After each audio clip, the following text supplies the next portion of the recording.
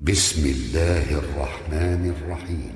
تبارك الذي بيده الملك وهو على كل شيء قدير، الذي خلق الموت والحياة ليبلوكم أيكم أحسن عملا وهو العزيز الغفور، الذي خلق 7 سماوات طباقا ما ترى في خلق الرحمن من تفاوت فارجع البصر هل ترى من فطور ثم ارجع البصر كرتين ينقلب إليك البصر خاسئا وهو حسير، ولقد زينا السماء الدنيا بمصابيح وجعلناها رجوما للشياطين وأعتدنا لهم عذاب السعير، وللذين كفروا بربهم عذاب جهنم وبئس المصير، إذا ألقوا فيها سمعوا لها شهيقا وهي تفور تكاد تميز من الغيظ كلما ألقي فيها فوج سألهم خزنتها ألم يأتكم نذير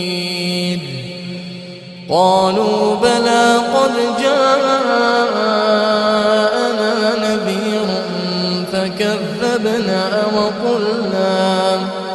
وقلنا ما نزل الله من شيء إن أنتم إلا في ضلال كبير، وقالوا لو كنا نسمع أو نعقل ما كنا في أصحاب السعير،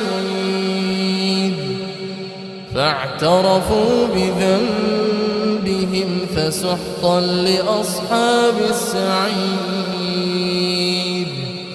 إن الذين يخشون ربهم بالغيب لهم مغفرة وأجر كبير، وأسروا قولكم أو اجهروا به إنه عليم بذات الصدور، ألا يعلم من خلق وهو اللطيف الخبير، هو الذي جعل لكم الأرض ذلولا فامشوا في مناكبها وكلوا من رزقه وإليه النشور،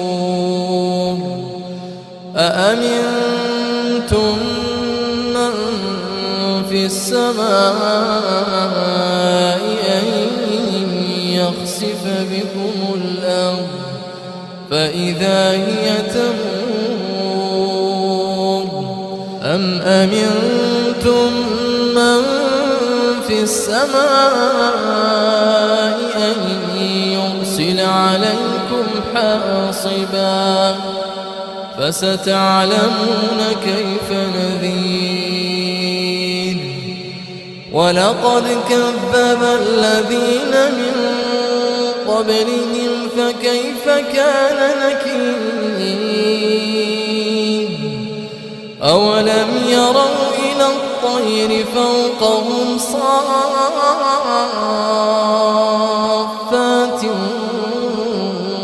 ويقبض ما يمسكهن إلا الرحمن إنه بكل شيء بصير. أمن هذا الذي هو جند لكم ينصركم من دون الرحمن إن الكافرون إلا في غرور. أمن هذا الذي يرزقكم إن أمسك رزقه بل لجوا في عتو ونفور. أفمن يمشي مكبا على وجهه أهدى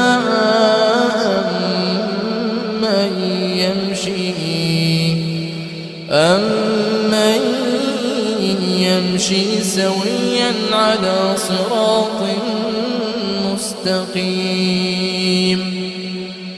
قل هو الذي